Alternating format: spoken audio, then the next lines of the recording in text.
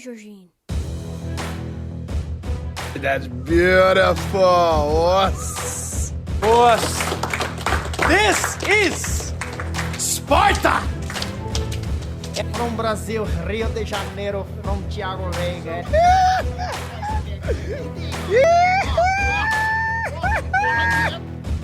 You are listening to the Jiu Jitsu Legends podcast. Enjoy the show. I was born ready, bro. Here we go. Welcome to the show, the Jiu Jitsu Legends podcast. Today on the show, we have James Peterson and his wife, Alexandra Peterson, both black belts under Luiz, Claudio, and Thiago Veiga of LCCT.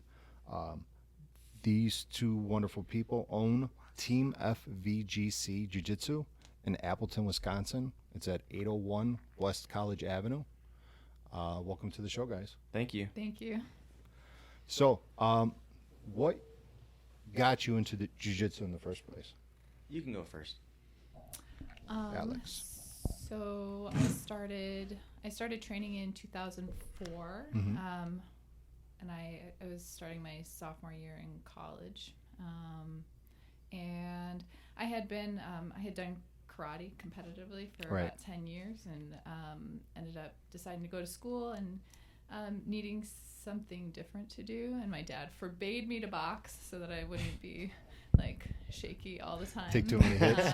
Yeah, and so I ended up finding jiu-jitsu somehow. I don't even remember exactly how. It was so new to the areas that I was in and stuff like that, and ended up looking online for a jiu-jitsu school. And you got to tell them what drew you to the school. So on the website, like, you know, the old school jiu-jitsu photos, where, you know, like everybody's got their arms crossed, or like the hard ass you pose. know, yeah, like the fingers in the belt and stuff like that. And James and Bill, who were the coaches at the time at Fox Valley Grappling Club, decided that they didn't want to be too serious, and so James had taken this photo of him in a very Midwestern Wisconsin basement toilet, with his like gi on and the Jiu-Jitsu magazine and his belt on the floor, and I thought, yeah, it was Grappling Magazine with who was it? Hoyler on the front, and I had my pants down by my ankles, and I had like part of the lapel tucked between my legs, and I was like, I set it up so the camera was on the floor, and it took a picture of me reading Grappling Magazine on the shitter. And I thought to myself, well, these guys don't take themselves too seriously. I guess I'll go check it out. Little did I know that was my future husband. Oh, boy. And that's how you guys met? The guy that was in the bathroom taking a dump. Yeah. So yeah, and so I had trained a little bit out east. I'm from Connecticut originally. Connecticut. So I had trained over the summer at a different school out there, and but long term, since then I've been Fox Valley Grappling Club. So you just moved to Wisconsin and then that was it? I moved to go to Lawrence. To in Lawrence, Appleton. okay. Yeah. So the question is, she really kind of check you out, sitting on the toilet, watching a magazine, and eventually become the husband. Yeah. It was impressive. true love. It meant to be. Yeah. I know it is if it was like that. When we sent out our wedding invitations, I said we should use this picture because this is the reason we're together. 100%. This is the real reason we're together. Yeah. Oh boy, yeah. I mean, you can look really hot, taking a dump with a jiu-jitsu magazine. Pants around the ankles. Yeah. Yeah. So. Hey, I guess so. You know, that's how you kind of get girls. Got to have a good sense of humor. So you were the first ever women's LCCT black belt and one of 4 in Wisconsin. Yes. How awesome is that? It's pretty cool. And not because she's sitting here, but a legit badass because I've seen her roll. So Thank you. Yeah, it's it totally goes with my whole women's empowerment thing That's that awesome. I'm going for. So. It's pretty cool though, you know, putting all the time, the effort to become a black belt. We have the belt test system, and we put so much time. We put so much time and work, and we know it's not an easy thing to get to the black belt, and having girls so committed to actually make it happen. Not saying that the girls don't do it. It's just because it became in the beginning such as a men's sport. Yeah, fewer women start, so Yes. fewer women finish at Yes, black belt. yes, and that's why actually we're talking about a little bit of. I want to talk about it.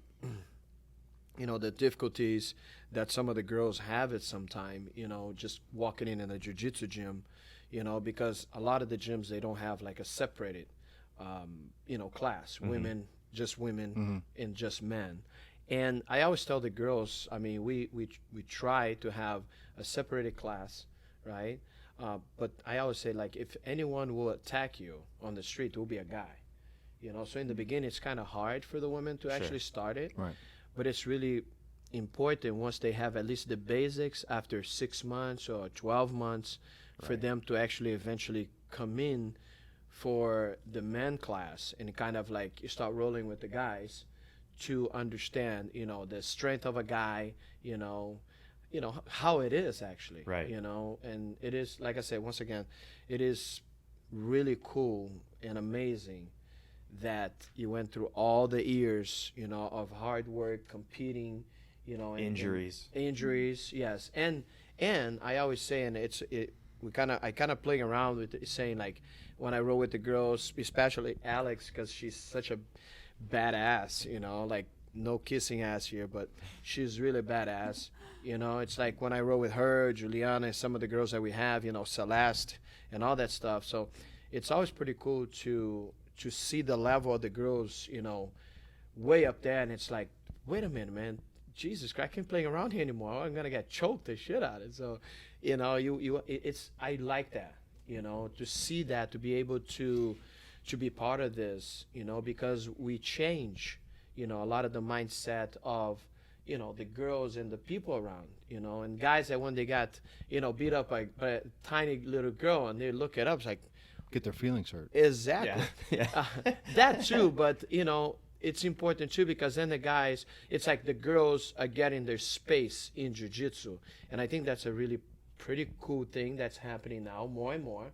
And I know you guys do that BJJ, the girls BJJ, that you can you say a little bit about it too? That's Rebel Girls, right? Yeah, So yeah. I started an organization that was Rebel Girls BJJ. It was to create opportunities for women to come together and train.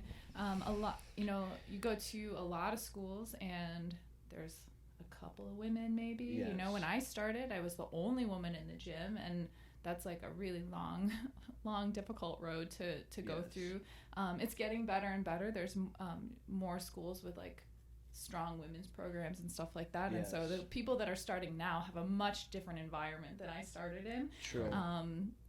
But there's still a lot of schools where it's like, oh yeah, it's like me and one other girl, and then we try to go to competitions, and like we don't have anyone at our school that can like replicate the game that we're gonna see in competition. We we don't feel like that camaraderie, or I'm having a problem in my school and I don't know, like, is this appropriate, is this normal, like just that kind of both like physical game support and also like an emotional and mental support for women. We are in year 5 right now. We ended up having to cancel our May one because of COVID and stuff like that, which was kind of a bummer. But It's terrible. We all hate COVID so bad. We all hate COVID. You're not good, bro. yeah, but it's COVID sucks.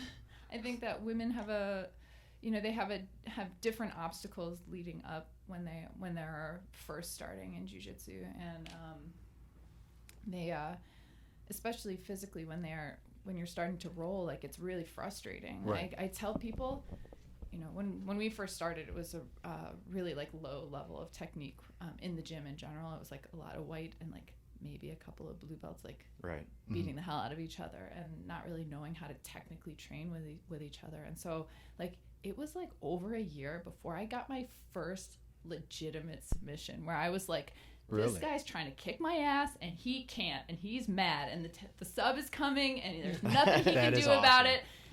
Hells yeah. Awesome. But like it's a over a year is a Yes, long time to yes, wait. Where like a lot of yes. guys, they come in and like their first week they can like muscle through something and they get a Yes. sub and they feel really good and it's like, man, I wish Guys, I got that. you suck because you use your strength instead of your technique. Right. You should be ashamed of yourself.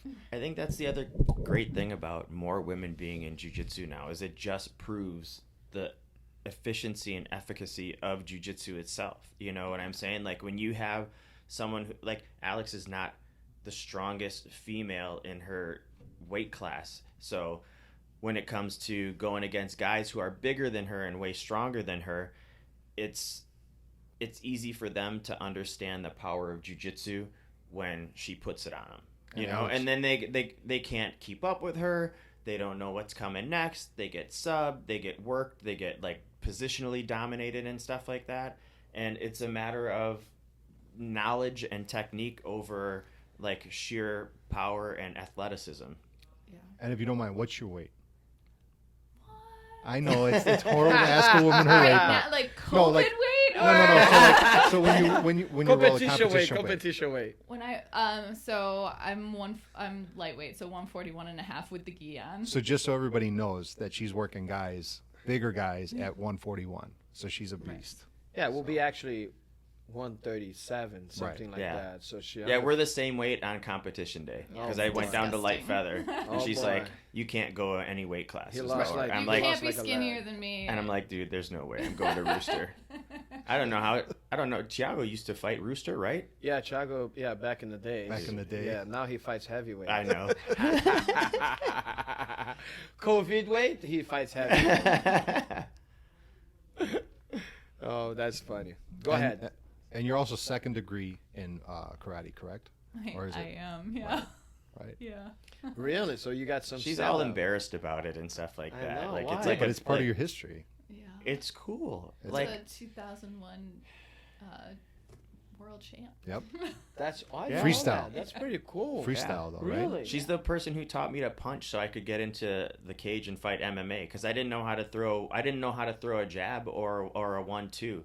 It was super frustrating. So We had the video camera. We were in the living room. We had the video camera going. Or you recorded it? Oh yeah. that was the second session. The first session was at the gym, and it was just me and her.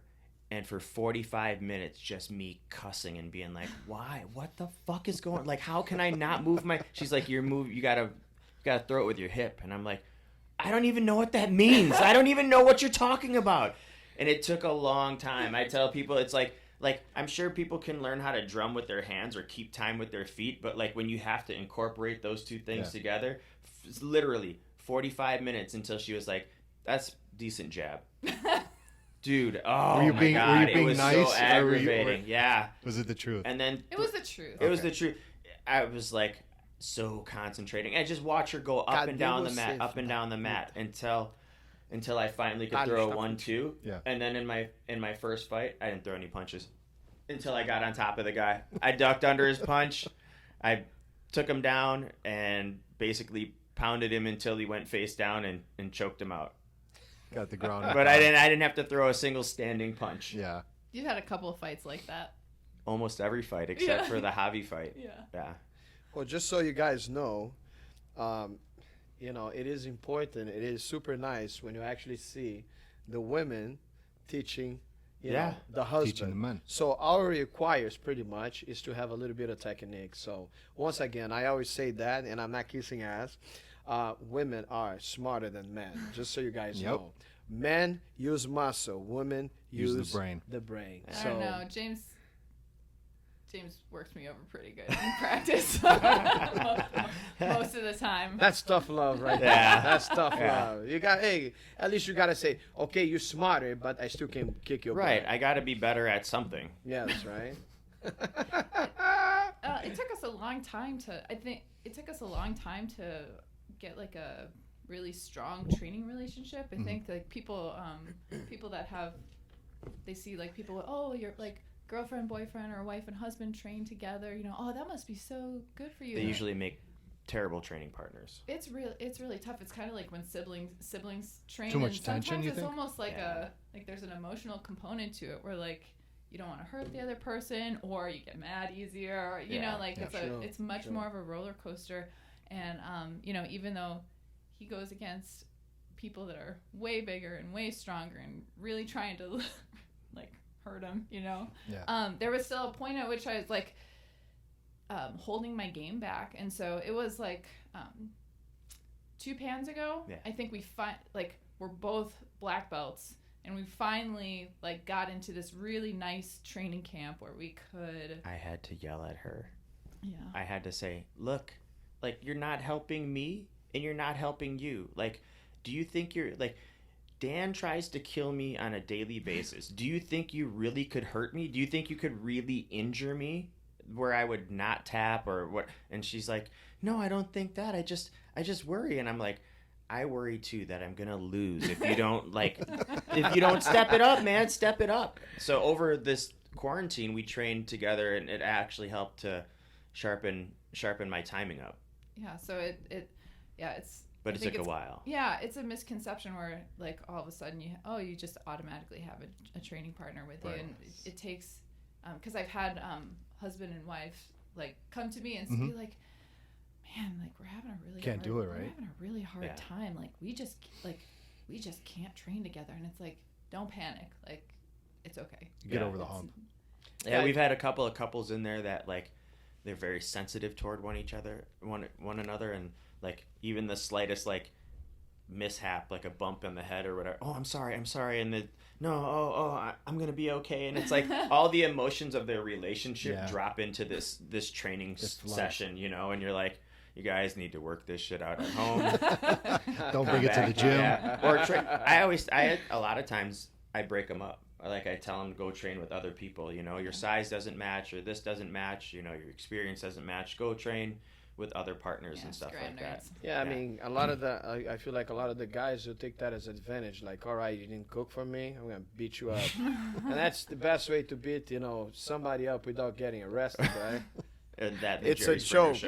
It is a joke. It is a joke. So, yes, it's important. I think it's really cool when, the couples or the family are training, because it brings everybody together. Yes, I seen here before in the gym that sometimes people like, it could be couple, boyfriend or girlfriend, that even though before they were like more apart from each other, and the gym and the training kind of start bringing them, like let's do the belt testing together, and they start getting that, like even being building in the same that bond place and having the same hobby, even if you're not you're the best training partners for one another directly, just having the same path and the same interests is never it's a something bad thing. No, I think it's really cool, because a lot of the time I feel like guys want to do their own things and girls are kind of left alone, so it's pretty cool when you have that agreement with both of them.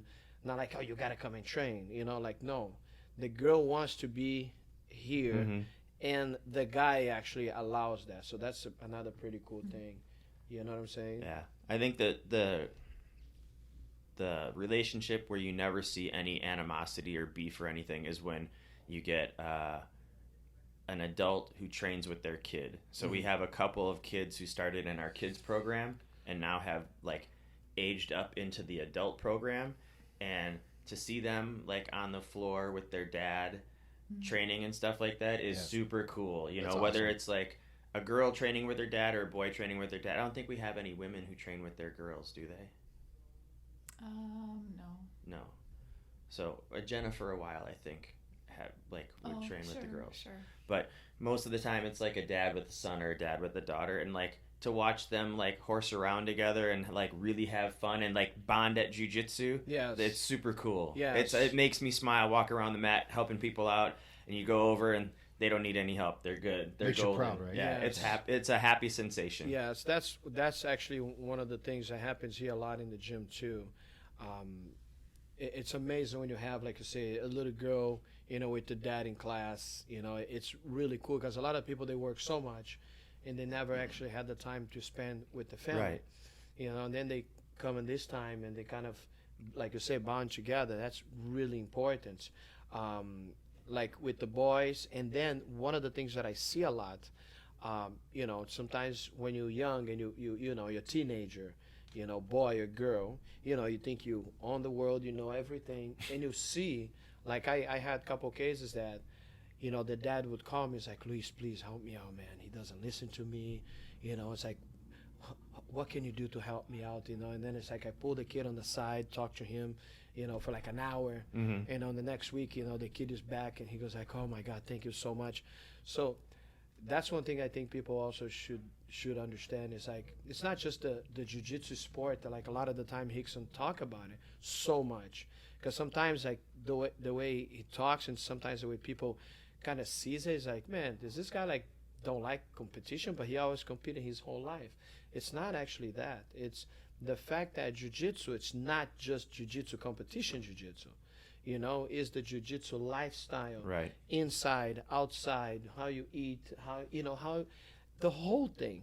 So it's really nice to see that a teenager that was having problem drinking or with drugs, this is in my case, I had that problem here before at the gym. And like I said, have a parent coming in, and cry because doesn't know what to do. We're able to reach that because the connection that the student has with you, it's so awesome. And then you're able to kind of give that chance for the family to reunite, and you know what I'm saying? And then you see that a couple of years later, the dad and the son training, they talk about jiu-jitsu and they're doing a belt test. Dude, that's priceless. Yeah. And I know a lot of people don't actually see that. You only see that if you're in class and Right. if you live on the gym pretty much. So it's one of the things that, money can't buy. It's the time Absolutely. with your kids, it's spending the time, sharing the time, and loving something together, which I feel like in these days, because of social media, all the bad things that goes around, you see a lot of kids more and more away from the family, than together. Yeah. It's not cool. It's not cool to be around, Well, I think the other thing that's pretty neat about it, and it's different than other activities and other sports, is like my brother coaches his daughter in Little League and coached his son in Little League and stuff like that. But they don't play against each other. Right. Like when you come in and do jiu-jitsu with your dad, you're doing jiu-jitsu with your dad. You're like, you are actually wrestling and being physical. It's that closeness. Yeah, and it's super cool. There's something about that bond of being physical with one another that transcends just the regular bond of like being coached. Like I've been coached by my dad before, but like if we did jiu-jitsu together, I think it'd be an even stronger bond than we have now. Yes. It Takes it to another level. Yeah, right? Yes. absolutely, Yes. absolutely. Yeah, like I said, I had chances before of having, like teenager girl that could barely talk to the dad, end up being like the best friend ever. Yeah. Yeah. And with the kids, with the boys too, but sometimes you see that, like you see the attitude, walking in the gym, or even with the mom. We don't have that much moms. We do actually have some moms that train jiu-jitsu here with their little girl, and I tell you, it's the coolest thing I ever. bet. It's so cool because it's like the mom doing a blue belt test, the daughter doing a gray and black, and then they're competing. They like the mom kind of coaching her too, you know what I'm saying? Yeah. Like, Yeah. dude, and then when you see the mom fighting and the little girl like Watching. coaching the mom, those are things that happen in jiu-jitsu that it's It almost priceless. brings tears to your eyes. It does. Yeah, it it does. does. It That's does. amazing too. Like to be able to show your kid that Mhm. you can really do anything. You can be a badass. You could be a fighter. Like look, mom is doing it. Yep. And I mean It's pretty priceless. It's priceless. Yeah. It's priceless.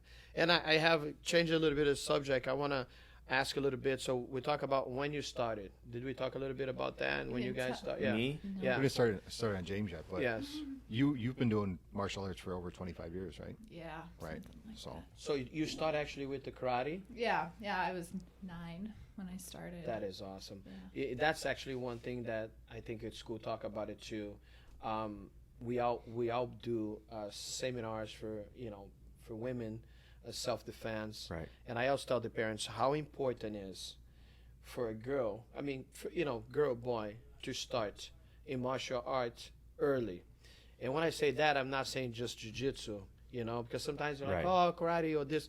Look, I believe any kind of martial art, if you start it really in the beginning of your life, you know, towards when you become when you go into high school or college, you know, if you know how to throw a punch and a kick, and someone that you say no, Right. and you kick them in the head or you kick them in the balls, you know what I'm saying? Like right away, it's gonna go like, oh, I can't mess up with this girl, you know. And this is one of the things I tell all the parents. Sometimes I have parents with the boys or girls, kind of like, you know, you're 6 years old. I don't want to do jiu-jitsu anymore, or I don't want to do karate anymore. Like, look, I understand there's ways for or situations that, well, you know, he doesn't want to do it, but look, you got to do this, even though you don't have to do it every day of the week, but it's mandatory for you to do 2 times a week, or it's mandatory for you to do at least to understand that, dude, when someone bullies you, you know how to defend yourself. When somebody attacks you, you know, when you become high school or college, you know, I mean, I know we have problems that girls that are being raped or being attacked or being beat by husband or boyfriend. I have a couple cases here, you know, that happened in their lives, and the girls couldn't even leave the house because they're so petrified, or even have a relationship again, you know. And then once they introduced to the martial arts, it changed a lot. So I always say, and I think it's something important to put out there, is, you know, if your kid, whatever the age, man, you know, let them start it right there. Yep. Because in this world, he or she would need that in some time in their lives. Right. I think that's true, and especially like the younger you start, the more confidence you build. So like Alex has been doing it since she was 9, and there's a certain like unspoken confidence that you have that either people don't even want to mess with you, or like you have the confidence to stay out of those bad relationships in the first place. Yes. You know what I'm saying? It's great that the people who have been part of a toxic relationship can find that eventually, but it'd be a lot nicer if they found it early and stayed out of those bad relationships to begin with. Would you agree? Did you actually growing up in school, because you had the martial arts already in your blood pretty much, did you get bullied at all on No. those times? Did no. anyone try to bully you? No, And people they got kicked were in the head? intimidated by me to the point where no guys wanted to hang out with me. They were too intimidated to come talk to me most of the time. Hey, so I get it. A father's dream. If I'm a father, yes. So fathers, understand that. Yeah, that's This a good is the life idea. tip right there. That's a good life tip. Yeah. Hey, you don't have to beat up any young boy. All you do is put your daughter to train, and she'll beat them up for you, and you don't get in trouble. Or they won't even come and talk to her. Apparently, yeah. Yeah, I don't know. I think it gives you a really good sense of That's of pretty self cool. That's and, pretty cool you know, to know. like the confidence of who you are and how to set boundaries. For a long time, I would teach like women's self-defense courses, and you know, like 2 hours or 4 hours, and I actually ended up stopping doing that because not that there's no worth to it, but I've come to the conclusion that having the long-term effects of martial arts, and especially Brazilian Jiu-Jitsu, the confidence that you get from that allows you to set boundaries in your life that are going to keep you safe. And that's not something you can teach in 4 hours. Right. And that's a life skill Yes. that comes from a combination of things, having role models, having good parenting. The martial arts is a great place to do that. But Yes. like even more than the physical things, I believe that the emotional and mental strength that I've gotten from martial arts has kept me safe my entire life. Right. So, It's the long term that counts. yeah. Yeah, just so you guys know, what's up, Cola? What's up, everybody? What's up, Brazil? Galera do Brasil. I have to talk to the guys really fast. I'm having all these guys coming up. Galera, estamos aqui falando em inglês com a Alex, que é a nossa faixa preta, casca grossa, e o James, que é faixa preta também, casca grossa, LCCT.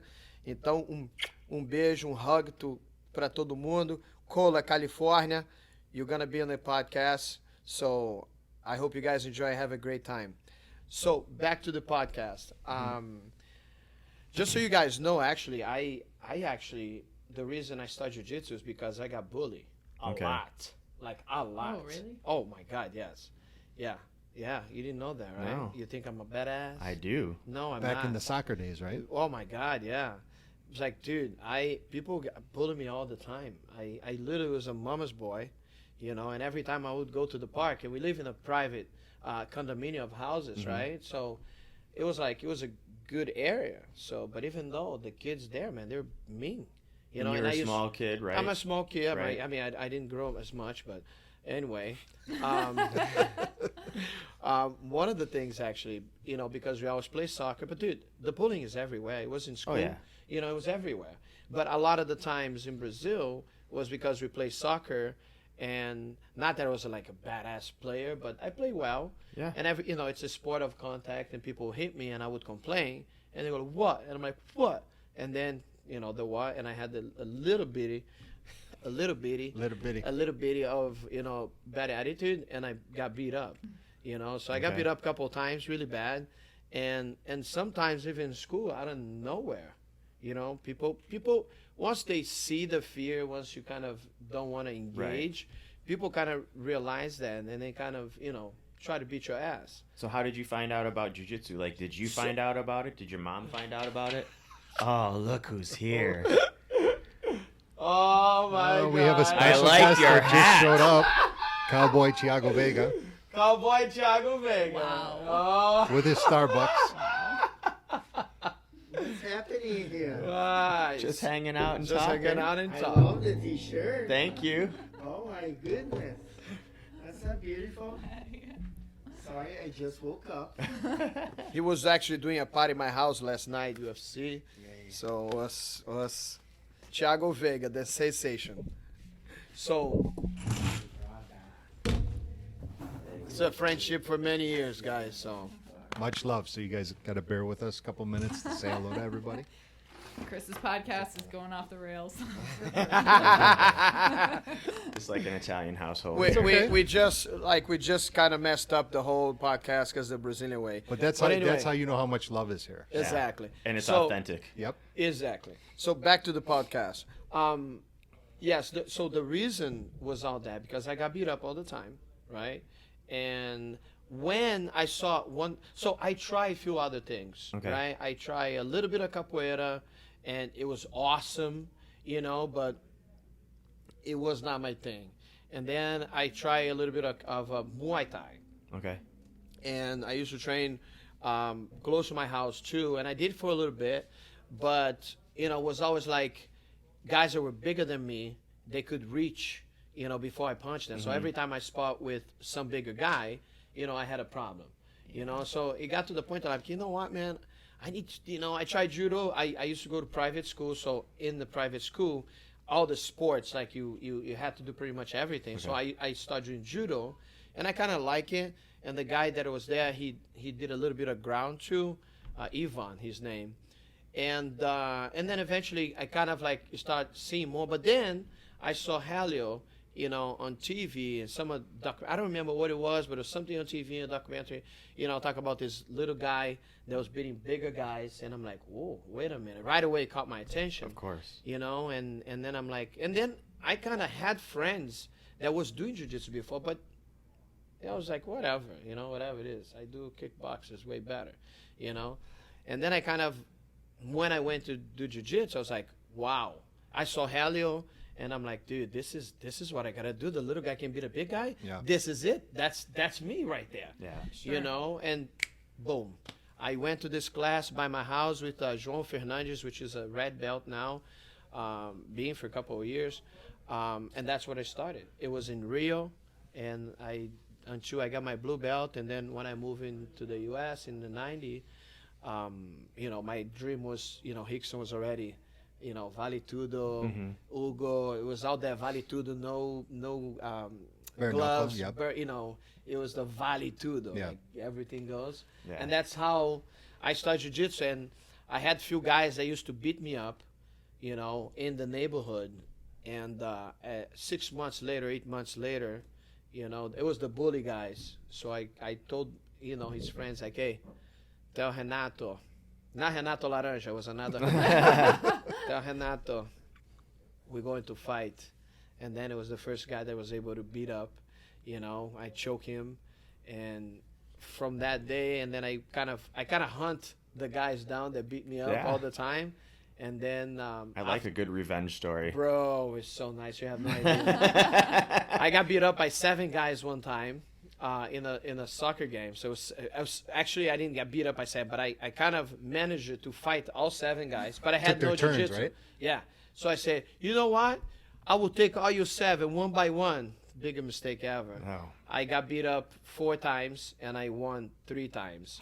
You know, I got pretty beat It's up. not a bad record Almost for not knowing how to 50-50. fight. But you know, but it was funny because even though like if a bigger guy would try to beat me up, Thiago was little. I remember I was fighting this guy Anderson. Yeah, not Silva, but it was another Anderson, and. I remember I'm fighting with this bigger guy, and Thiago's driving his bike into the guy. And then Thiago's so little, right? I mean, he's still little, but he's way little. Like, he's a little kid. Our difference of age, 6 years. So it was funny because he was throwing the bike to the guy would push the bike, and the guy didn't want to beat Thiago. He wants to beat me. But the guy was bigger. He was like a bigger guy. You know, and more like it was an older guy. It was just so fun. I mean, remember At the time, it was terrifying, and it was so bad because after that, he never touched Thiago. But you know, when we got home, my mom flipped out. My mom, dude, you know my mom. She's little. So I love your mom. My mom is awesome. So she actually went to the guy's house and kick his gate and walk all the way to his house to beat him up. And his mom was also, you know, one of my mom, great mom. Yeah. But dude, my mom was blind and she wanted to beat his up and kill him, you know. So he was pretty good. And the funny story about all this, way later when I went back to Brazil and I opened my gym in Brazil, a lot of these guys, they were my friend already, you know what I'm saying? Because after you kind of fight these guys and you beat them up, you know, they're no longer That's a dude thing. That's a boy thing. Yes, where you right? punch each other in the face with mittens and then Yeah. you're best friends. Yes, and then we became best friends, and not bad. I mean, very, very good friends, Sure. and they actually end up being my students. And I'm telling you, bro, I'm sorry, I just hit the table really hard. It's all right. I got Sorry, excited. everybody. I got excited. So what happened is, you know, as soon as I got back to Brazil and and then I would see one of them pop up in the gym. Oh, what's up, brother? I'm like, what's up, brother? Now we know. In my head, I was gonna go like, motherfucker, I'm gonna kick your ass. And dude, I would beat them like, I don't know, tap them like 30 times, and then they look at me, it's like, are you beating me up because I'm just that bad, or you're just beating me up to pay back whatever I did to you back in the day? I'm like, just so you know, you already signed up, so that's how it's gonna be for the rest of your life. That's it. So I beat them up a lot. Yeah. I took my revenge. Good. So moving on to you guys a little bit. Talk to me about a little bit about your gym, where it's located. When actually why? So when you started jiu-jitsu, right? We can move on. Well, first of all, you've been a black belt under Luiz for 8 years now. 6 years. 6 years. Yep. Okay, I'm sorry. February 1st was my 6-year anniversary. Yeah. Yeah. But I've been training since 2001, and I started because I was out of shape, and I had wrestled in high school and a year in college, and I signed up for like a Gold's Gym membership when it was not like every place was $10 a month. It was expensive, and Yeah, I back in ended the up day it going was. in 2 years. I had to sign a 2-year contract. I ended up going 6 times, and I was like, man, I got to do something to get back in shape. And so I called this school, Original Martial Systems, it was run by Keith Shook, and I remember saying to him, because they had Brazilian Jiu Jitsu, karate, and eskrima, and I said, like, I kind of have an idea of what karate is, you know, but like, what is the Brazilian Jiu Jitsu? And he goes, you ever see any of the first 3 UFCs? And I said, no, man, those guys are fucking barbarians, dude. And I was like, no, I don't want to do. He goes, well, he said, basically, the guy who won those is like a much smaller guy. He beat like a ton of big guys who from all different martial arts, and he did it using Brazilian Jiu-Jitsu. He said it takes place on the ground, and I said, oh, well, I wrestled, you know, so can I come and watch a class? Yep, come and watch a class. And they're doing fireman's carry takedowns, and I was like, oh, I know Jiu-Jitsu. This is me. Yep. Right? Like the worst intro to like Jiu-Jitsu. Like I see him doing wrestling moves, and I'm like, oh shit. Well, I know Jiu-Jitsu then, I guess already. and I come in the next day, and they're doing like north-south paper cutter chokes, and it's the very first choke that I learned. I still do it. It's like I've submitted people at tournaments as a black belt, and that's the highest percentage submissions I've ever hit people with as a black belt. It's the very first thing. Because I say to people, the first moves that you learn, they're going to stick with you because you don't know anything else. So you have to find it. Like I had to find my way to north-south choke and figure out how to do it to people because that's the only shit that I knew. You know what I'm saying? That was my game, was get to the head, hook up the arm, and paper cut. I would leave practice with bruises on my arm this big from people ducking their chin down and me being just stupid and young and being like, I'm going to wind this thing in there anyway. Your jaw's not my problem. You know? Tell him about rolling Keith the first time. Oh, so Keith is like 6'4" and he's probably like 225 at the time. And so the first class that I did, the warm-ups lasted for like 25 minutes, and I thought, is this the whole class? Like just fucking exercising? I was dying. Dude, I was dying. I was like so hot and like a first time wearing a gi after being a wrestler. It was just oppressive.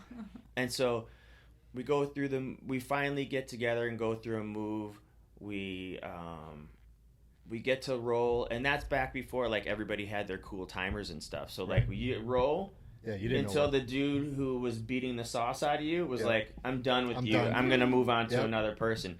So the first guy I roll is Mick, who's the other teacher there. And he clock choked me so hard because I kept turtling up. He clock choked me so hard, I thought my eyes were going to pop out of my fucking head. It was the tightest clock choke I had ever been in because I kept trying to pull my head back out, you know? And I thought, oh, I'm going to die here today. And then... So I end up rolling Keith, and I look at him, we're on our knees, and I go, man, I don't know what I'm doing. And he goes, you wrestled, right? And I said, yeah. He goes, just come at me like a wrestler. And now I look back on that advice, and I'm like, fuck you, Keith, man. Come on, dude. So what did he do? He just let me bowl into him, put me in his guard, swept him, and went to mount. So, like, dude, I'm so out of shape, and I'm dying. Like, I can't breathe already just from being hot and exhausted. And now I got 225 pounds of 6'4" leaning on top of me, crushing me down. And I'm like, man, if I ever get my shot at Keith again, Keith, if you hear this, if I get my shot at you, I'm gonna tool you up real good. I love you, Keith. Yeah, he still does his Eskrima and stuff like that, and we're close. He's one of those guys where it's like you feel lucky. Like I didn't finish my jiu-jitsu career with him, but I feel fortunate to have found him when I did because it was the right matchup. Part of the journey. Yeah, for sure. And he's been a super awesome supporter of us and our business school. and stuff like that. You know, he ran his own. His dad ran a karate school, then he ran his school, so he's given us plenty of really solid advice on like how to make things work properly. Yeah. So.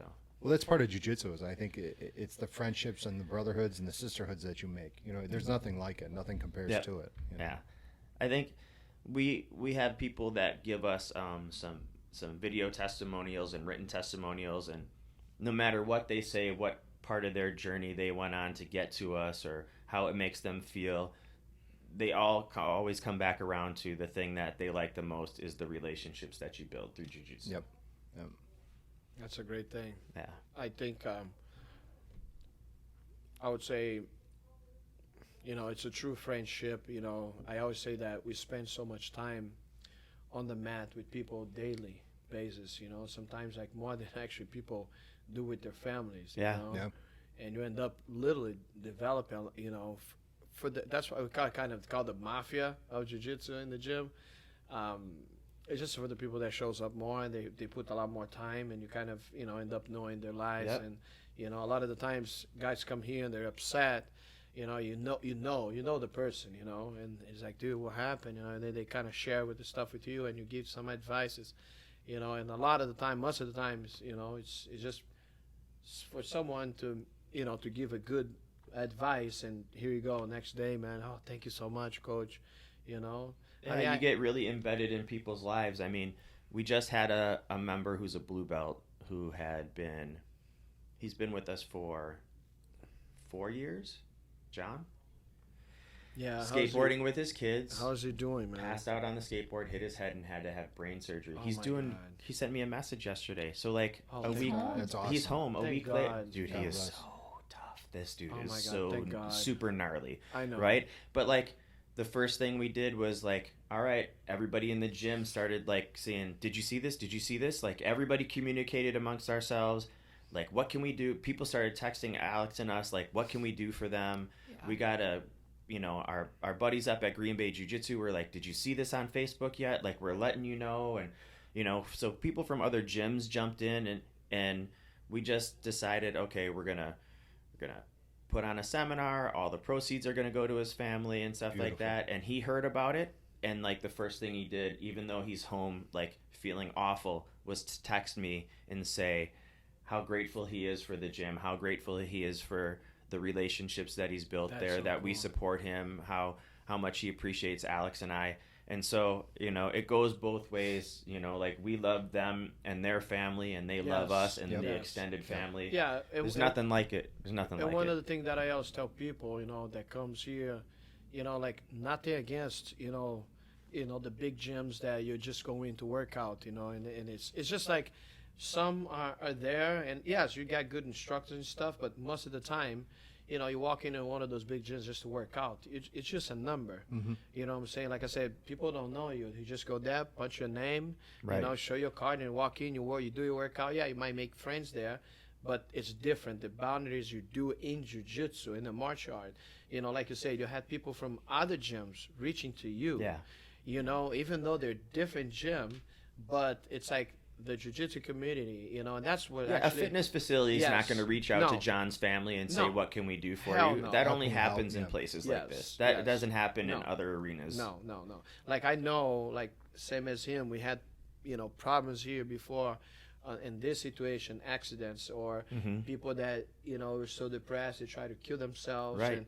and we calling, we reaching, we talk to the parents, and the Checking out. parents are like, oh my God, it's like, dude, I feel like this is a normal thing for us. Right, yeah. It's like I see you every day. It's like you're part of this family here. Yeah, you it's don't part even of what think we twice. do as Yeah. a team, especially as instructors, and I mean, with the COVID thing that happened, I stood up, I had everybody lined up, and I said, now you guys are going to feel kind of what Alex and I feel as instructors, because now you are all responsible for the things that you do outside to take care of everybody here. Yeah. But everybody owned it and everybody knew it, and it was not one of those things where people were like, that doesn't make any sense. Right. Everybody's like, Roger that. Yeah. Yeah, it's Like took we're here ownership. to make each other's lives Yeah. better. And I have to tell this to all you guys, especially for all my LCCT students association.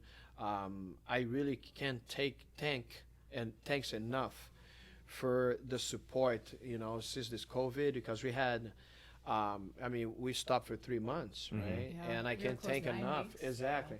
I can't, thanks enough for all the people that supported the gym. Right. The reason we're still open and alive is because of a lot of people.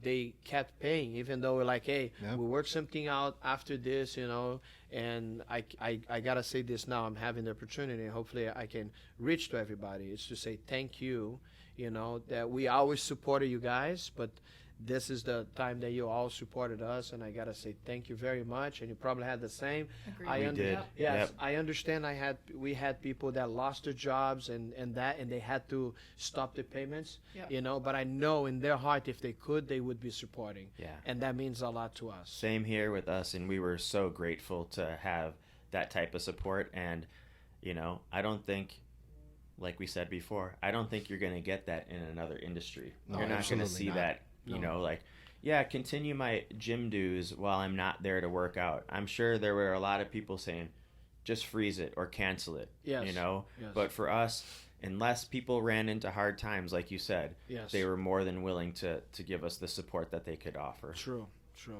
And moving on to the questions we have, because I know you guys, just so you guys know, these guys, they drove 3 hours and a half to be here, Yeah. you know, and if A it's little faster than if it's- that because if- Alex was... I was hauling. Yeah. Well, there's not a lot of traffic too. Knock on wood. but It's- Just so you guys know, we're at 15 minutes. So Okay. whenever you guys need Okay, to know. Or, so I wanna talk. My question is, you know, for the people that trains with you, and how was when you met Thiago, like the first time you met LCCT, because you know, how was after that being part of LCCT and like being able to meet Rickson, you know, Right. tell us a little bit of how was the story after you got the jiu-jitsu. We kind of know a little bit how you started, right? Yeah. And you want to say a little bit about when you started exactly? Yeah, with I'll who? tell a couple of stories yes. real quick.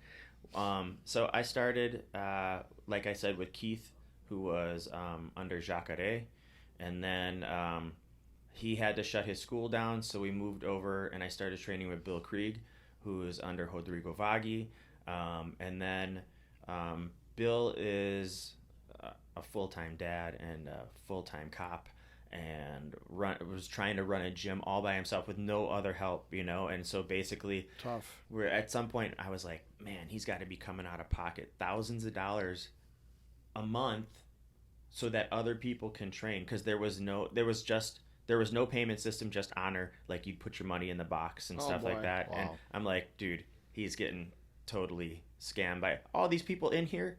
I can't believe they can look him in the face and come in and train and not pay and know that he's like, Trust me. busting his butt to do this. So They will. Yeah. so he was looking for a way to kind of like transition to only doing his full-time job and being the dad and the husband that he wanted to be and stuff.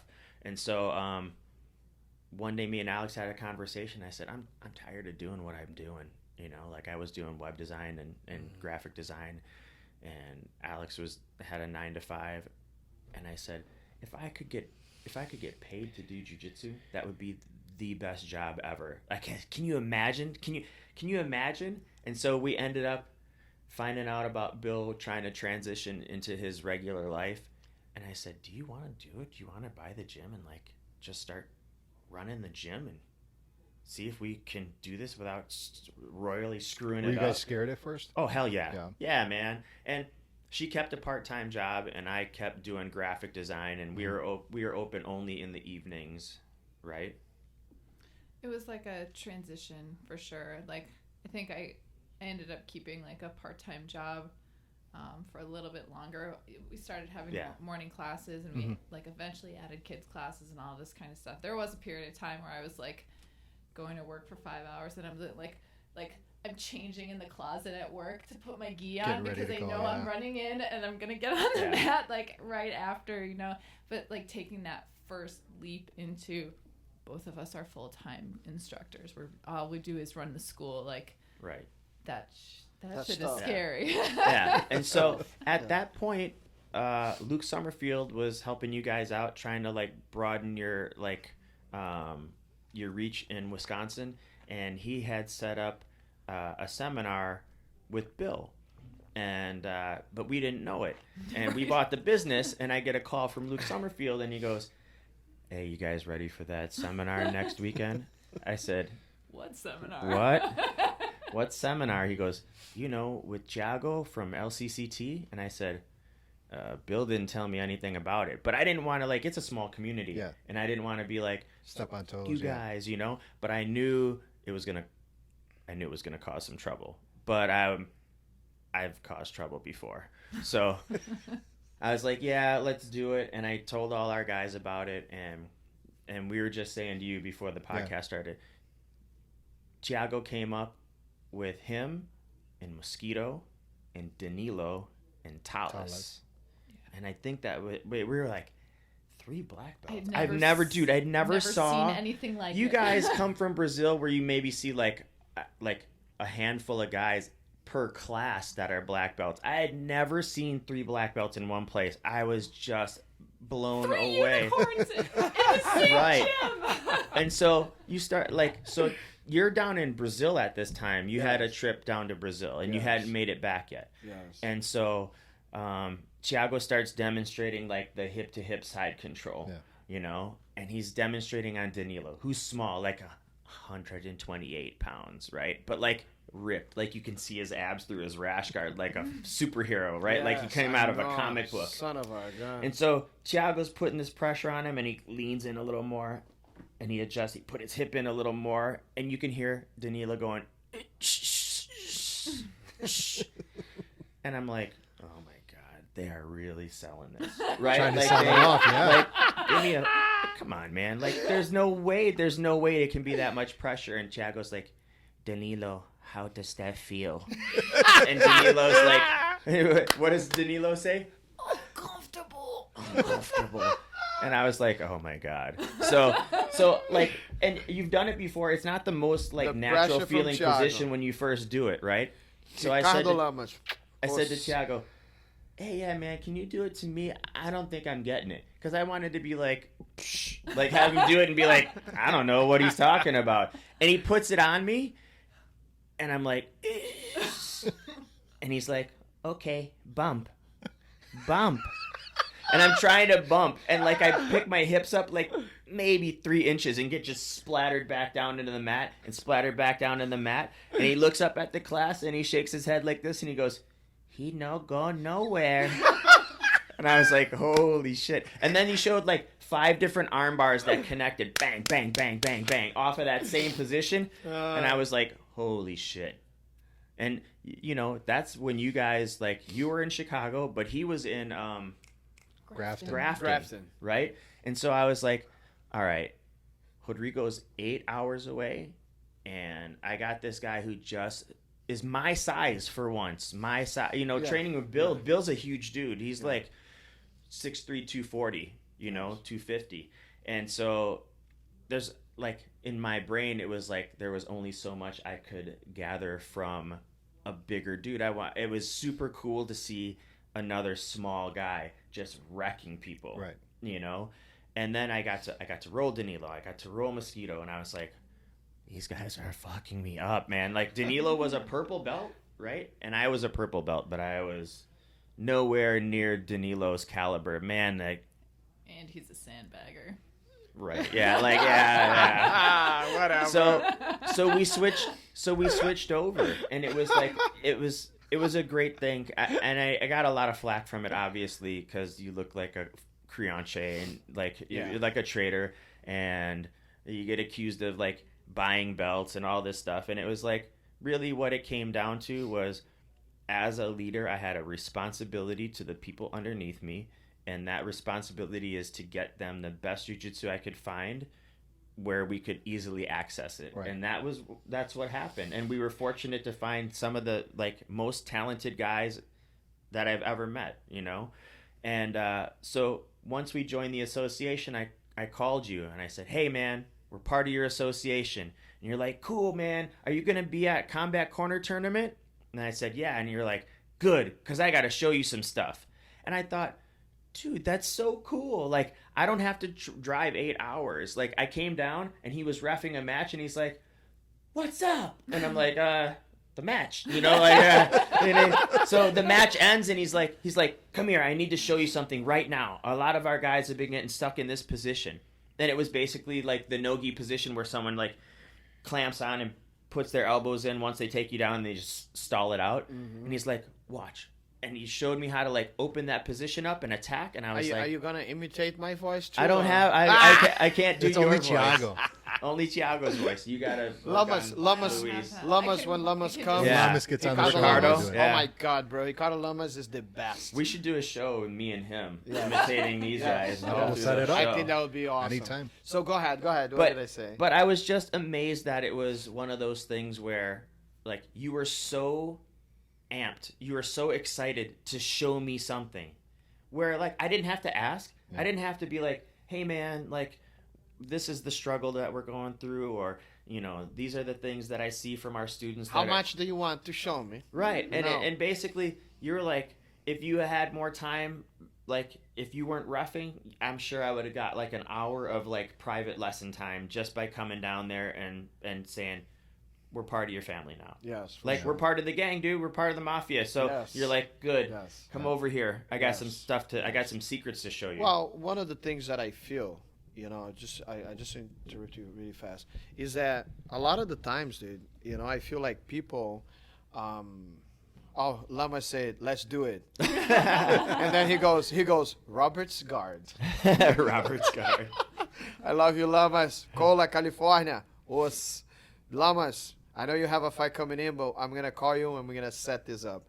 So one of the things that I think and I see, not saying that Rickson was never there for us. He was always there for us, But I see like a lot of other associations, you never see actually the instructor. I mean, you do see the guy. He comes in, he does a seminar, he collects his money, he We were works. just talking about that. He get paid, and then he leaves because he come here just to do a seminar. And those are one of the things that I felt like, man, I don't want to be like most of these people because I kind of feel not the same pain. But when I moved away from Rickson, I wasn't having that unless, Rickson would come here, which was really hard, because he's so busy. And for me to go there, which was, tough. I didn't have the money source to be able to be traveling there all the time. So it was kind of tough. And I didn't want to feel the same way.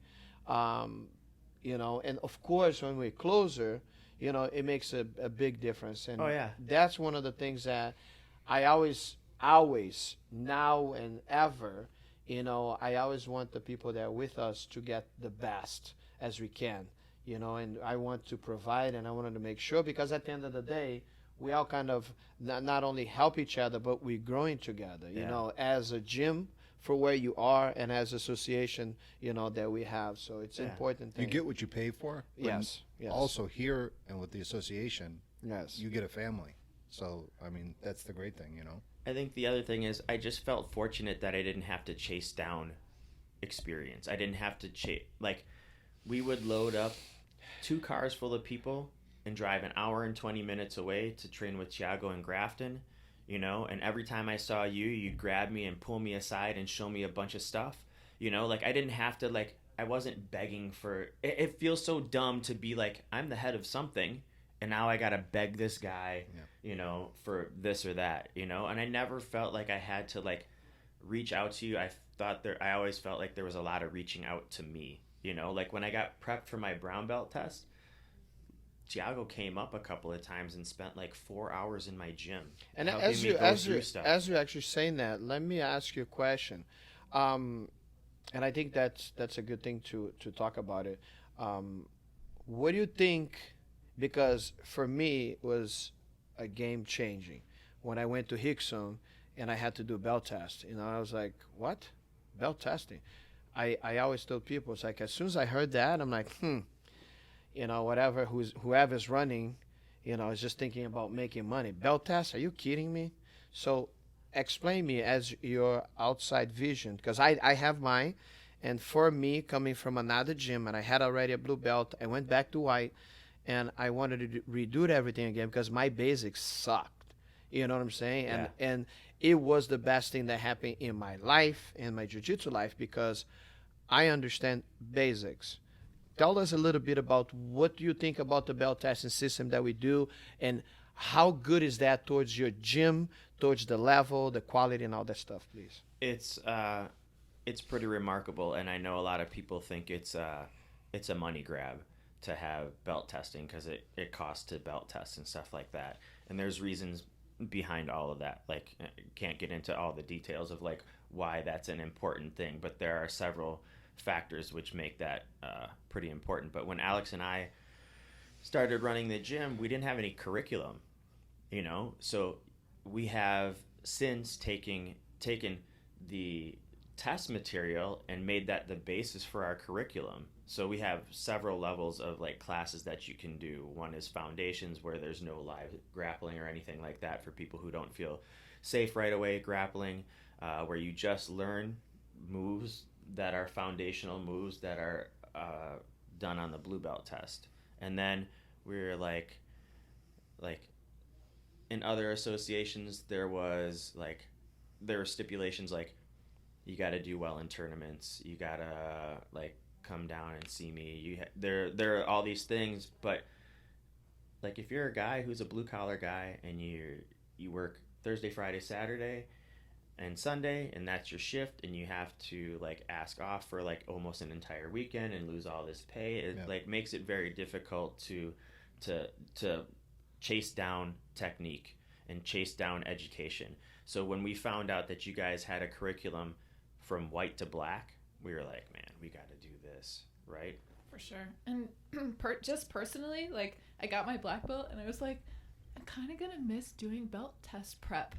You know, like there's the drilling that you have to do, the details that you have to pay attention to, the things that you fix for each level, because it's cumulative, right? Like you still need to know your blue belt stuff. Right. Yeah. Right? And so like not just for me, I've seen this happen from student after student after student, where they go, you say to a white belt, okay, you're gonna test in December. Man, I don't know if I'm ready. Like, I don't feel like a blue belt.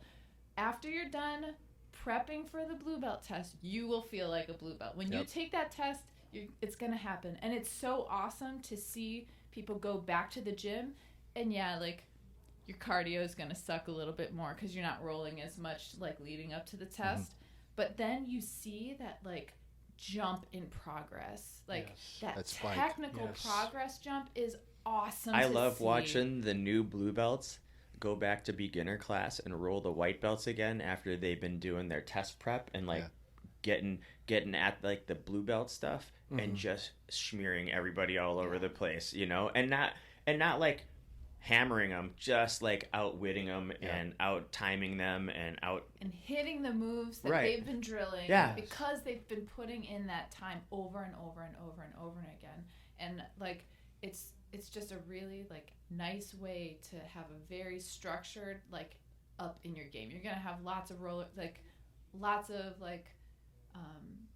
explosions of progress in your game, and you're gonna have slumps and you're gonna have plateaus, but like, and that's gonna be in between belts over and over again. But like for sure, when you're doing those technical belt tests, boom, like you know that you're gonna have that uptick, and it's awesome. I think it's two-tiered as well, because not only are you like refining your muscle memory and getting all your techniques down solid, but there's something that mentally happens to you, almost like when you've been in like martial arts for a long time. There's a certain amount of confidence that comes with knowing that you know things, right? You know, and you see these guys start to develop mentally just as much as they're developing physically, and that's where the real transition from one belt to another takes place. The whole package. Yeah, absolutely. For sure. Yeah, I think, like I said, when I started doing with Rickson, it was like, man, you know, what the heck? And then when I did the first one, and I'm like, oh my God, dude, wow. Your first belt test? Yeah, it just blew my mind, because everybody think you just come in the gym. And I always say this is, you know, it is so important for instructor, like you said, to have something to follow. Mm-hmm. But it's even more important for the student to actually know what is he learning to get there. Absolutely. Right? Yes. And I had that every time someone is talking to us about getting a new association, or everybody that comes from another gym says, how do you do? You know, because I've been here. Or I have a lot of like higher belts, purple belt, brown belt, that, you know, they're tough, but then they can execute like basic stuff. I mean, you've been there before, and we know that. I've been there too. You know what I'm saying? And that made the quality of our jiu-jitsu, the quality of all the students and the association, you know, to be really high, you know, which should be, I would say it should be like literally a requirement. Why that?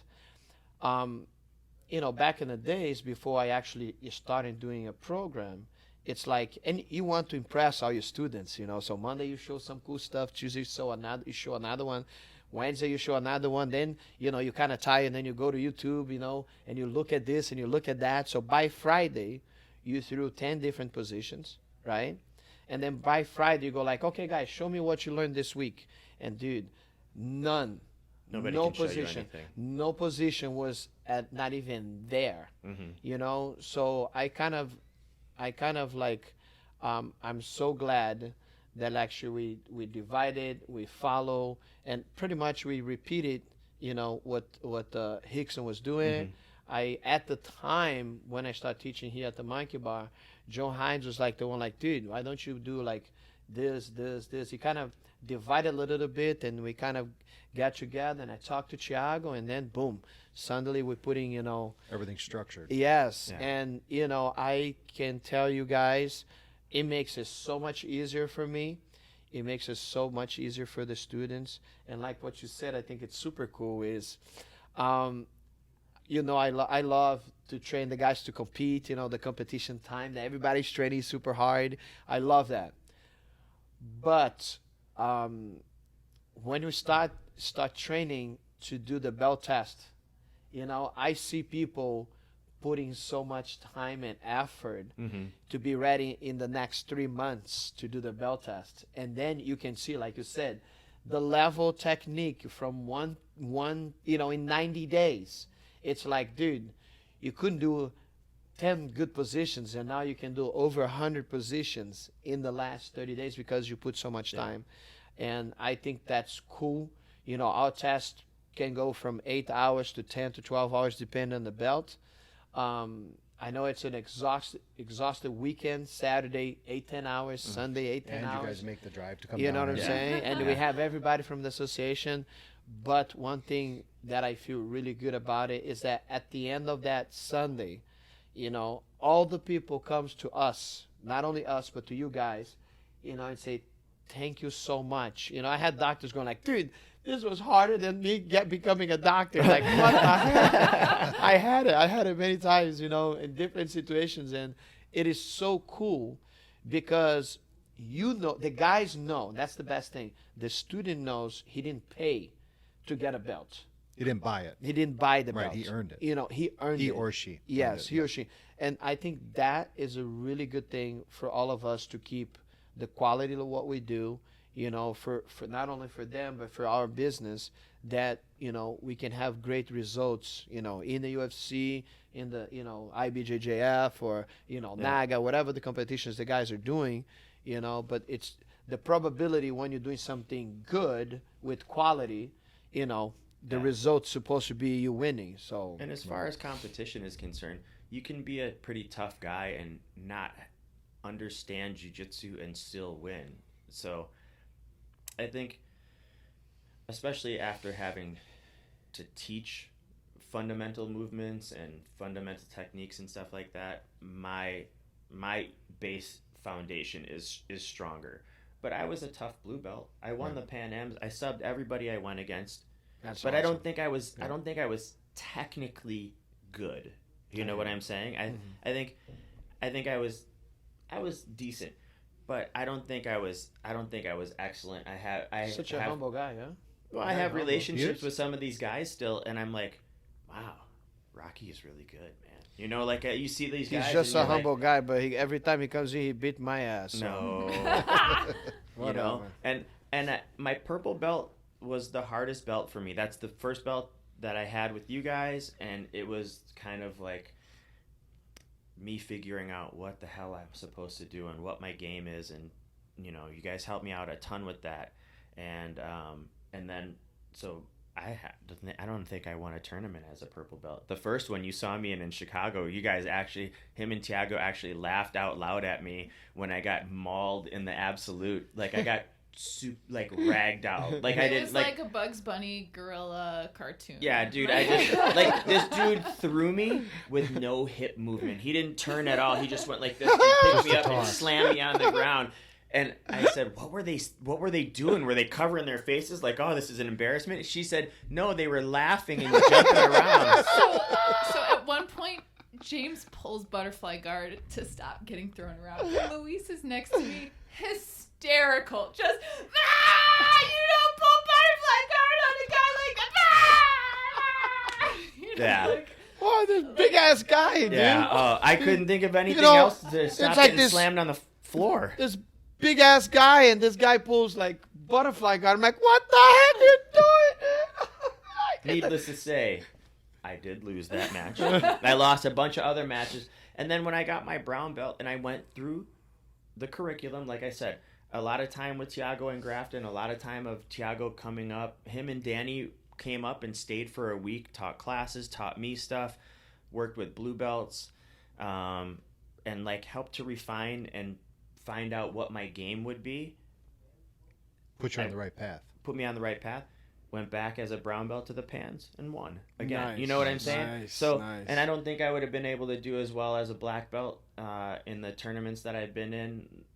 Bronze in the pans twice, bronze at the Worlds twice as a black belt. That stuff I don't think would be possible without the influence of Luiz and Thiago. And I know a lot of people are like, man, this sounds super culty and like, you know, like you're really a jock rider. And it's like, well, just come and test it out. You know what I'm saying? Like here's the thing. You have the ability really in humble. jiu-jitsu. You can come to my gym and you can test me and my students out. You can come to Luis's gym or go to Thiago's gym and test him and their students out and decide for yourself. Is it fucking legit or not? Yeah, no one's talking shit. No one. Right? It's not propping anything up. It's the doors are always open. And Right. it's just I welcome and see for people all the yourself. time. Just come to we have open roll every Saturday. Every Saturday it's open to everybody. Come to my gym. Would you like to come and train with us? No. Why not? You know, there's never a legit reason. It's always just no thanks or no or whatever. And the reason is because people know they can't fuck with this system really. Well, once again, it's important. I think it's really important for the instructor, and that's another thing too. Sometimes I feel like guys, they are higher belts, they struggle, or like I had black belts before in our seminars that, you know, they were getting tapped by a lower belt, you know, like a blue belt. Nothing wrong about the blue belt, nothing wrong about the black belt. And I always tell people this. I'm not saying that this system is better than that system or this system, because we lose fights sometimes too. Yeah. So it's not because it's the best thing, but I guarantee you, if you do the right way, if you put the time and if you work hard, you know, the probability of you winning, it's a lot more. Especially if you're competing IBJJF, like the big tournaments, you know, there's no joking around, especially when you become a black belt. So the goal is always to, by the time you become a black belt, you should know what you're doing. You should at least get a good base foundation, you know, with hard training, you know, and a bunch of competitions, you should be there. You know what I'm saying? It would be a lot easier. You'll be competing against, you know, top guys, and you're still able to win, and that's what happened with our association, with our students. But you know, as far as I know, if you don't, it don't matter. I have a gi with the Rickson's name on the back. If I don't train hard, his name is not going there and beat the guy. Yeah. Right. You understand? Like Rickson was the guy that was there. It was his name, but dude, he trained so freaking hard. You know what I'm saying? And well. And then his technique was really different. Right. And of course, he used to beat people. So I tell people all the time, like, because we had that, you guys set up the seminar. I think that was like 7-8 years ago that you had Rickson here for a seminar. And I said, some of the stuff that he showed, like, because it wasn't just these two black belts, but black belts from all over. People who heard he was coming in, and he'd show something, and they'd be like, huh. Like I guess I hadn't thought of it like that before. And I tell my students, if I'd have seen somebody show some of the stuff that he showed on like a video on YouTube, I'd be like, this shit's not gonna work. You know what I'm saying? But they talk about like the invisible part of the jiu-jitsu, and it sounds like fucking hokey. Right. But really like he shows you how it works, and then he like pulled people out of the crowd, he demonstrated on me, and I was like, ha. That's cool. Like, that's a good trick. Like, it's like, it's a good trick. It really makes sense. The logic of it, the mechanics of it, the theory behind it is all super duper solid. And it was just amazing. I showed somebody a side mount escape the other day that he showed, where it's like you pinch their elbow down, you do a little hip escape, and you start to go back toward guard. Yeah. And he's like, what? Like, how'd you do that? What did you do? I said, I did what Rickson told me to do, and it works every time. And like nobody holds me in side mount at like 100 kilo. Nobody holds me in that side mount because of this one little thing that Rickson showed. And that's the one where I'm like, if someone has showed that on YouTube, I'd be like, this guy is fucking lying. There's no way. There's no way. But it fucking works, man. It's crazy what he can do. He just doesn't move like other people, right? I have one more question, though we run out of time, right? Okay. We're almost there. And I know it sounds like if we tell before the podcast starts, hey, we're going to talk for 1 hour, and they'll be like, oh, man, that's a long time. But then once you start talking all this stuff, and then when it's about to be the end of it, you realize, like, dude, I got so much more to talk. Well, we'll have him on again. We're going to have it again. But I have one more question for you guys. Okay. How was the experience to meet Rickson here in the first seminar? What do you know, because everybody talks, and it's always like, every time we talk, you know, we're always looking up and going like, oh my God. And people that didn't have that chance, you know, it wasn't lucky enough to be here or to be somewhere where he was. Like you said, a lot of the time, even when I was already training with him, and he was already many years ahead of me in Thiago as a black belt. And one day we're in Brazil training these kids, and he pops in class, goes like, hey, I want to roll with you guys. What you showing? You know, it's like, oh gosh, you know. And then he goes, yeah, I'm working this invisible jiu-jitsu, and me and Thiago, we kind of look at each other, and you know, like, oh dude, what did you do? Did you smoke something? You know, I know he doesn't do anything, but it's like, what did you do? Like, are you high or something? Did you drink a lot? You know, invisible jiu-jitsu? Come on, man. What is invisible? And in my head, it was like, dude, you already beat me with no hands. Right. You know, did you get better? How did you get better? And that's like you said, a lot of the things we see, I mean, you don't see. Right. You feel.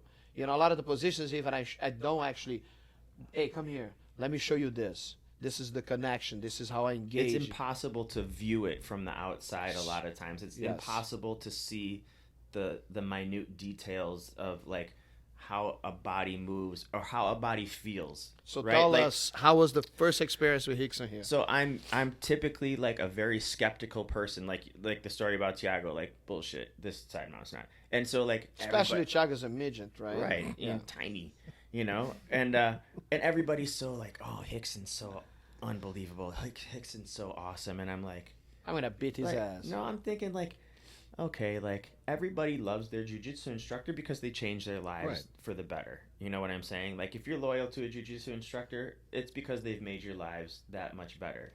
And I had my ass kicked really bad by Thiago and really bad by Luiz, and they're like, and Luiz will say, like when I go with Rickson, sometimes I feel like I don't know jiu-jitsu, and I'm like, I can't imagine that. Can't comprehend it, yeah.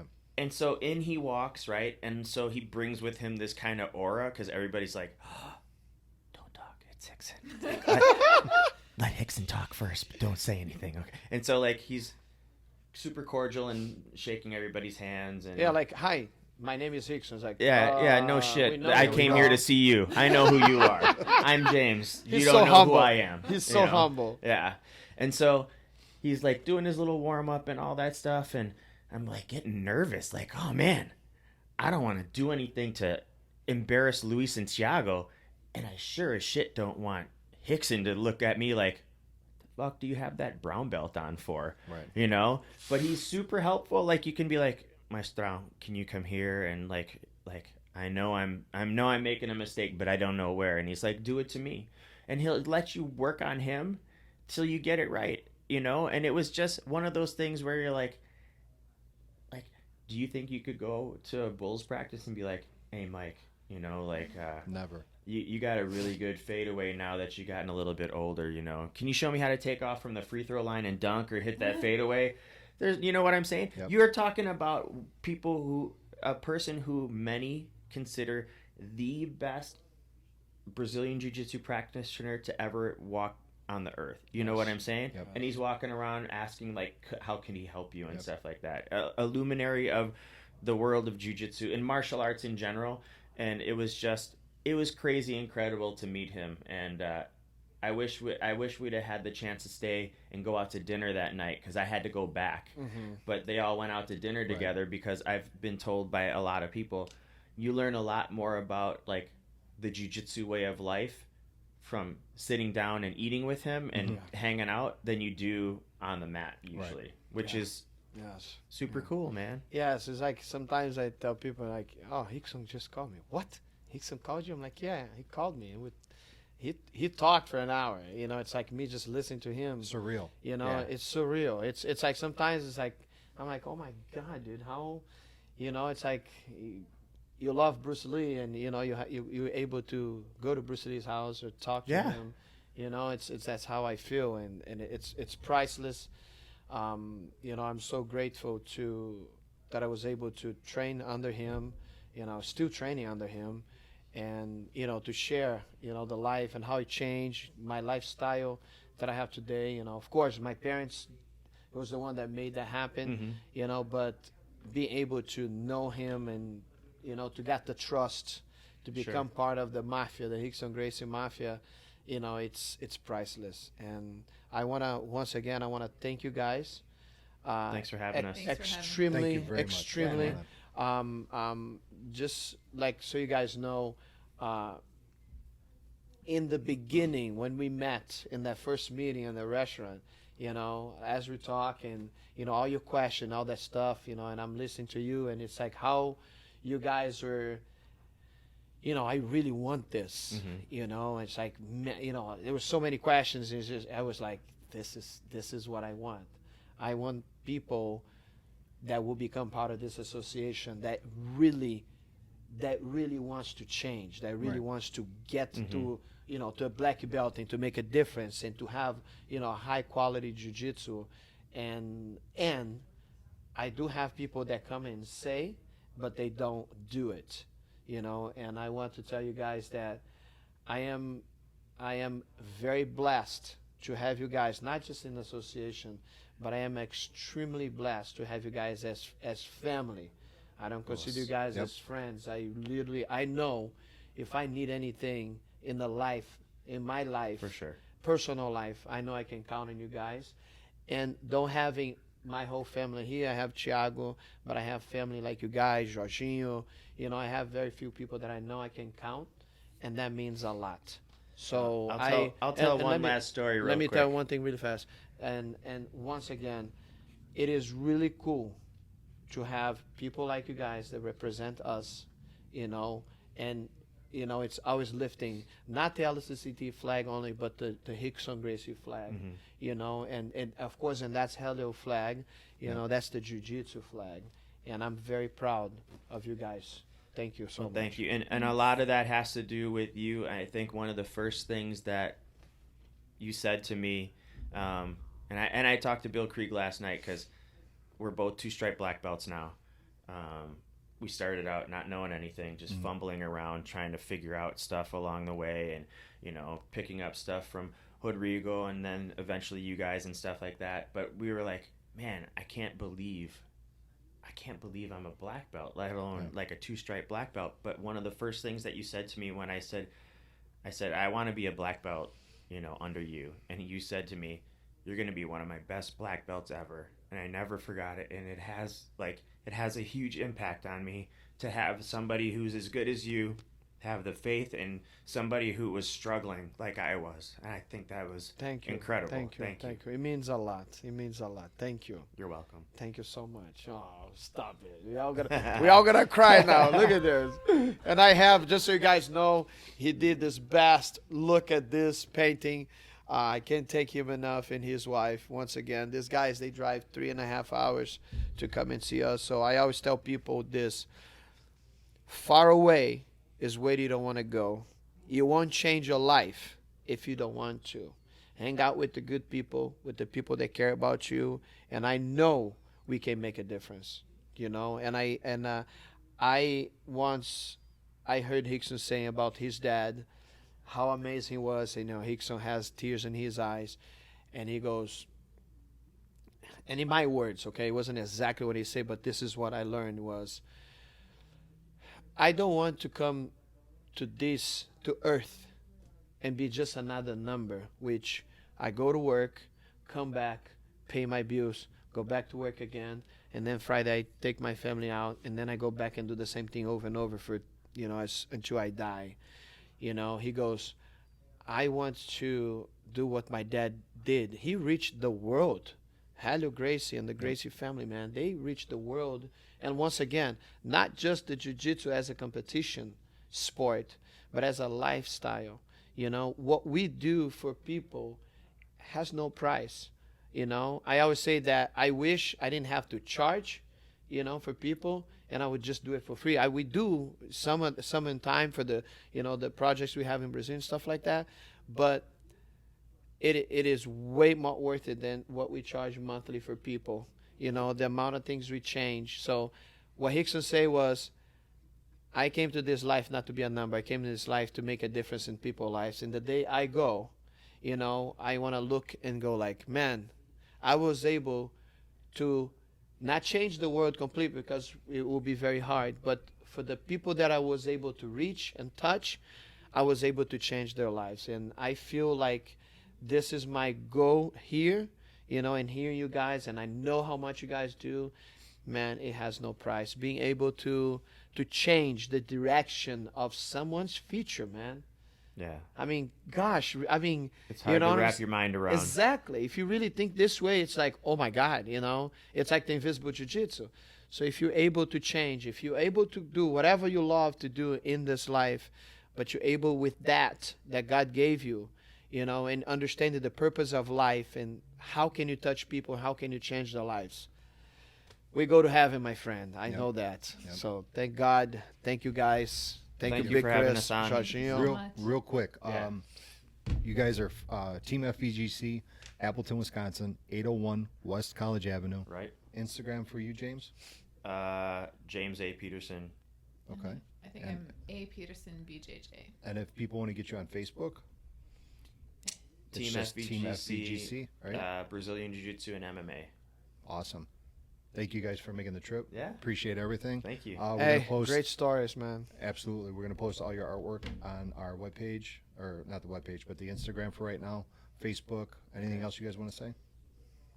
If you want to help out with that seminar benefiting John, our Right. student, and Please. his family,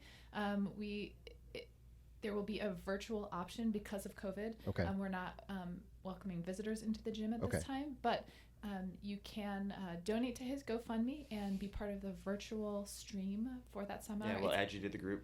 It is on, all of the information is on our Facebook page. The Team GoFundMe and FVGC. everything? Yep. Awesome. There's an event on there, and all the information is there if you want to help support, and you'll get to learn some cool shit. So Guys, Yeah. please Awesome. go there, check it out. Thank you. Please help him out. He needs the help. And it's all a brotherhood. Remember that. Well, Awesome. Well, Thank you. Thank you, guys. Thank you, guys. All Thank right. you for being part of it.